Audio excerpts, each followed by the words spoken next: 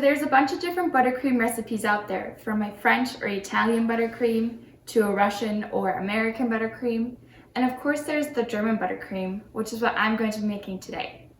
So a German buttercream only uses two things, butter and a pudding, which means it also comes together really fast. The reason I really like this buttercream is because it's not as sweet and it's less work than having to whisk up a bunch of eggs over a water bath and all that stuff. Just seems like a lot of work for me, which is why I like this one. The one downside is that you can't use this under fondant. So if you want to cover your cake with fondant, I would suggest making a French or Italian buttercream because if you were to use this, it would kind of just dissolve the fondant and the fondant would kind of like slide off the cake, which I'm sure you don't want after you've put all the work in covering your cake with fondant. That being said, you're going to need 250 grams of room temperature butter and one pudding. So one pudding kind of consists of around 500 milliliters of liquid. So I'm going to be using just a package like this, but you can also make your own from scratch. Doesn't really make a difference. The only thing that I want to note is that I'm going to be using 300 milliliters of milk and 200 milliliters of heavy whipping cream instead of just 500 milliliters of milk. And then the last thing you need is just 40 grams of sugar. I'm just going to set the butter aside because we won't be needing that until the very end. And I will start by making the pudding. To make the actual pudding, basically all I'm going to do is add the pudding mix alongside the sugar into a little bowl with some of the milk and give it one good mix to make sure there's no clumps and lumps in there. And then I'm going to heat up the rest of the milk in my little pot here until it comes to a boil. As soon as it comes to a boil, I'm going to remove it from the heat and add in my pudding mix.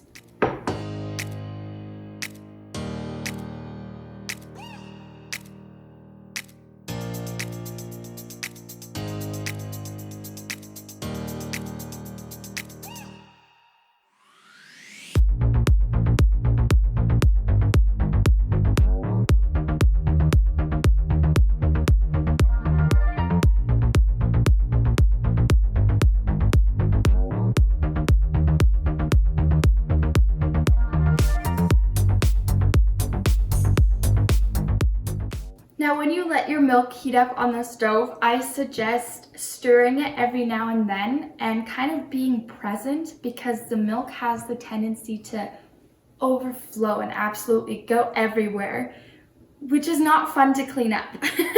So just make sure to give this a stir every now and then and kind of keep watching it to make sure it's not going to overflow.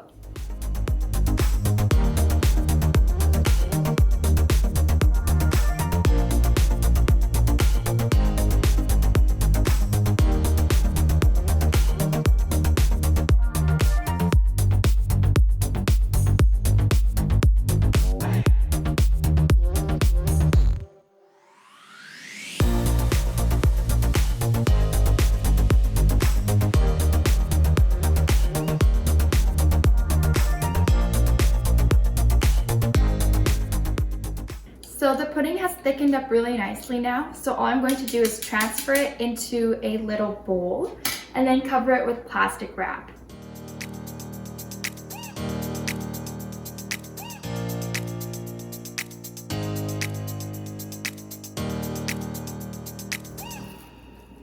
So you want to press the plastic wrap right against the surface of the pudding. So this will prevent the pudding from creating like a film or a skin on top, and it will keep it nice and fresh. Now we just have to wait for the pudding to cool completely to room temperature before we make the actual buttercream. Now that the pudding is completely cooled down, we can finish the buttercream. So the first thing I'm going to do is just start whisking up the butter in the KitchenAid, and I'm going to whisk that until it's super light and fluffy.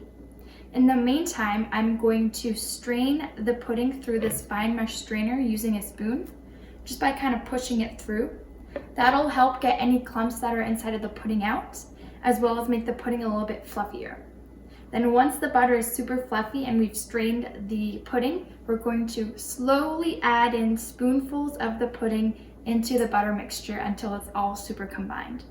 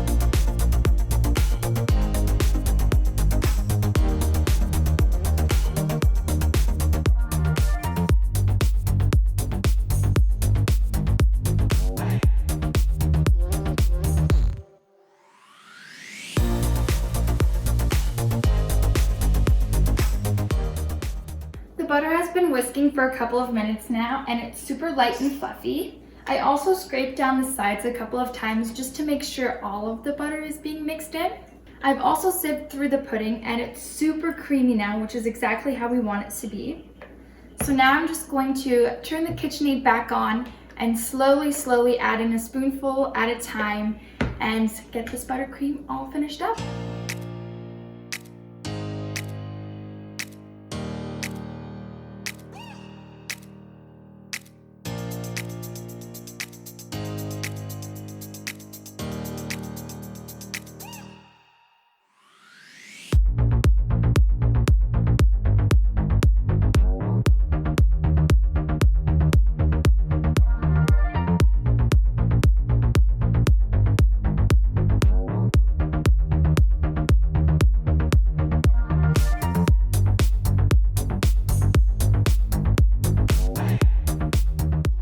The German buttercream is completely done now, so you can either leave it like this so it's like a plain vanilla buttercream, or you can add some melted Nutella or some melted chocolate or some thickened fruit puree. You can really do whatever your heart desires and whatever flavor you're kind of going for. One tip that I have for you is if you're trying to use this buttercream to kind of cover a cake and you're not really getting that smooth surface that you want, try microwaving the buttercream for a couple of seconds. That'll melt the butter that's inside of the buttercream and essentially just thin it out a little bit. And that usually helps me get a really smooth surface. So I'm just gonna leave the buttercream just the way it is for now. And I'm just gonna place this in the fridge for a couple of days. But you can also always freeze your buttercream if you have a lot of extra and you don't know what to do with it. That way you always have it in the freezer and you can just thaw it out whenever you need to use any buttercream.